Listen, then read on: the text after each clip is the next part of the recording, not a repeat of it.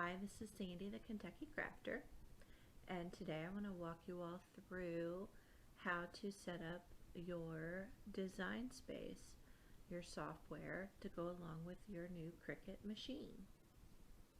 What you'll want to do is open up a web browser and type in Cricut.com, and when you type that in, it'll bring up a screen like this.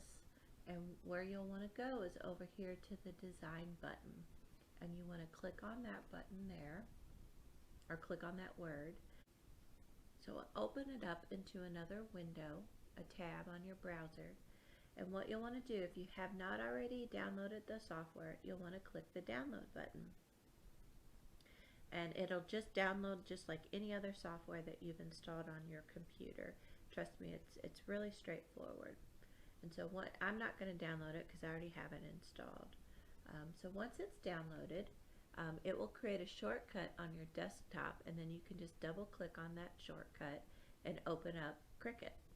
If it doesn't create a shortcut, then you can just search for it in your Windows, and it'll come up, and then you can open it right here. Once you have installed Cricut Design Space onto your computer and you've opened it up, for the first time you are going to have to do a product setup if this is the first time. So you'll want to click that button and then follow through all the instructions. It's very straightforward. You'll create an account. It'll ask you which machine you have, whether you have the Maker, the Joy, or one of the Explorer Airs, and just follow all that through. So I already have my account, so I don't need to do the product setup, but it's really straightforward.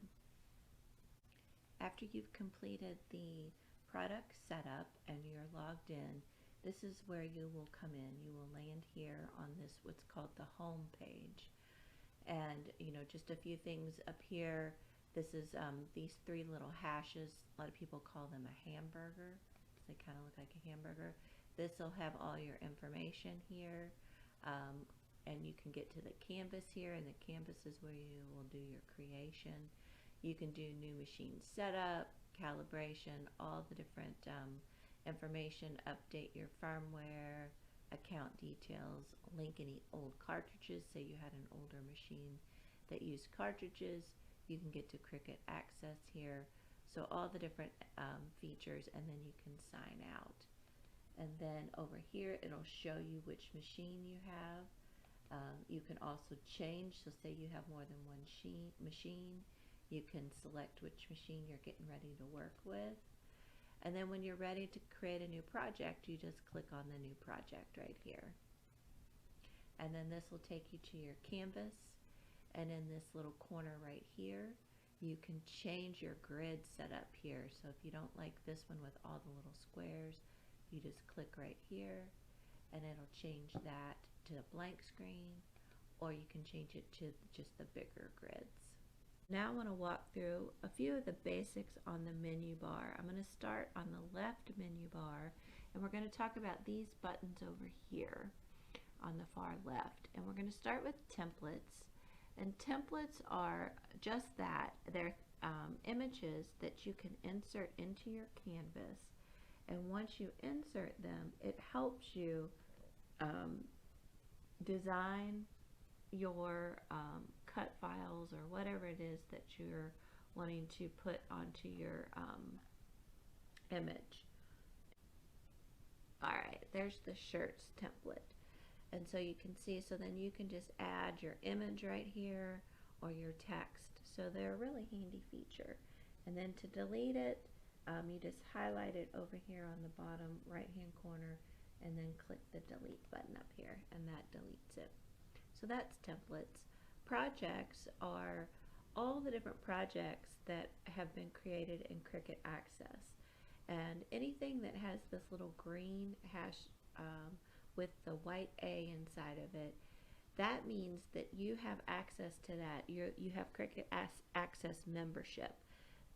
And sometimes when you buy a new machine, you'll get free access for a certain number of days, whether it's 30 days, 60 days, whatever it is. And then after that, if you want to continue with it, then there's a fee that you have to pay each month. But any of those, you don't have to pay extra money. If it doesn't have the little green symbol there, then you may have to pay money. But they have all these different projects to kind of give you ideas and inspiration of things that you might want to make. And you can also search by typing in over here any ideas that you might want to make. So like I searched on coasters, and all these different project ideas came on coasters. So that's a really handy feature over here, the projects button. The next button is the images button, and here they have over 100,000 images. They have them broken down into categories and then subcategories under each, like themes. You see all the themes under there, and then people and places, occasions, shapes, and trending. And then they also have each week free images, which is really kind of cool. You can check those out and download those, and that way they're yours. You know, you don't have to pay for them. If you want to search for something, you can either type in this in the search field up here, or you can hit a certain category, like say animals. You can click on animals, and that brings you down to just 2,609 images. And say I want to search for a cat, so I can type in cat, and then it comes up with these cat. And then if I want to insert one onto my canvas, say I like this guy right here with the cute whiskers, and you click on it, appears, and there he is. And you can make him bigger or smaller just by dragging on this gray circle with the arrows. Alright, if you want to add another image, then you just click on the images again, and it brings up other images. You can delete that filter on cat, and then you have all these other ways you can filter. They have it by type, by operation, complexity, if there's layers or no layers, who owns them, if there's ones that you've purchased, or if there's ones that you've uploaded from your computer. They have different brands. So they have a lot of different ways that you can filter and search for images. And so it's fun to just kind of go in and get familiar with those. If you want to look at just ones, if you have Cricut Access, you can filter on that. So lots of different ways to search and look for images. The next button on the menu panel I want to talk about is the text button. And when you click on that, a box will appear, and you can just start typing your letters, and they'll show up on the screen. And you can, again, you can make these bigger by just clicking on that circle with the arrows, bigger or smaller. And the way you change the font is up here. You click on the fonts, and it'll pull up all the different fonts that are available through Cricut, and also any that are on your computer, on your system. Over here you can search by, you can look at all of them. You can look at ones just on your computer, or ones that you have downloaded from elsewhere, whether you've purchased them or found them free and uploaded them to your computer. Or you can just search on just ones that are available through Cricut Access. And once you find the one that you like, then you can select that particular one. So here you can just scroll through and look for one that you might like, and just click on it, and then it'll change your letters to whatever font you pick.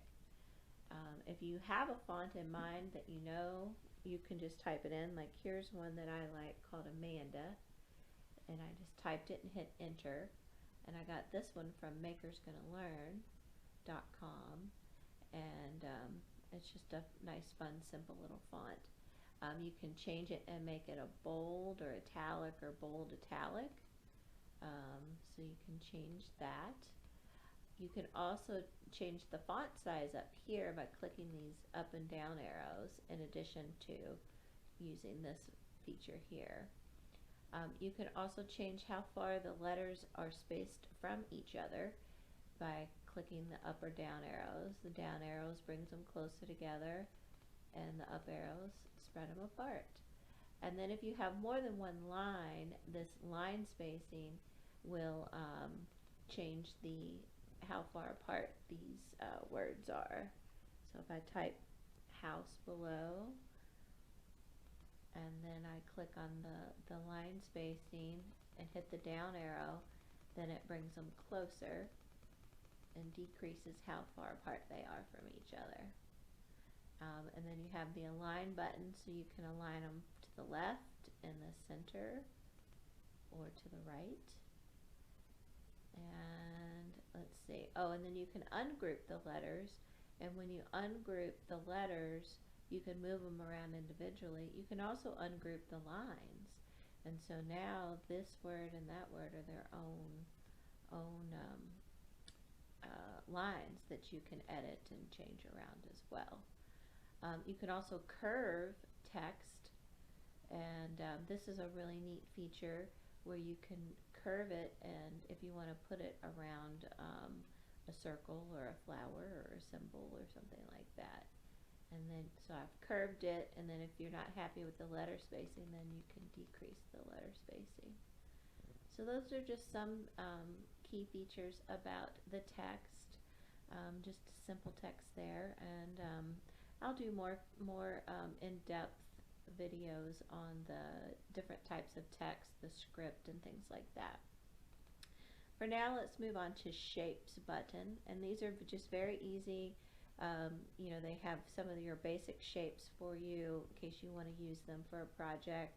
You just click on which one you want to add, and it will appear, and again, you can change the size of it. If you want to turn that into an oval, you can click this unlock button here, and you can drag it around and make it more of an oval instead of a circle. And then this symbol here with the little curved arrow, you can rotate it and rotate it around. So that's the shapes. In the shapes, there's also a score line, and this can be used, so say you're making a card, you can add a score line, or say I wanted to add a score line to this circle, or this oval now. I'm going to make it a lighter color so you can see the score line. And so when the Cricut would go to cut this out, it would then, with the score tool, it would put a score down here, so it would make it easier to fold this particular oval along that score line. Alright, and then the last button on the far right is the upload button, and this is where you want to upload images that you have downloaded, or even maybe ones you've created yourself. So here's just a few different images that I have played around with. I've either got them off the internet and created little stickers with them, you know, different images, different items, and so you can download those to your computer, and then you can upload them to your Cricut design space. So here's one, I just clicked on one that I had downloaded previously, and then it shows up right here.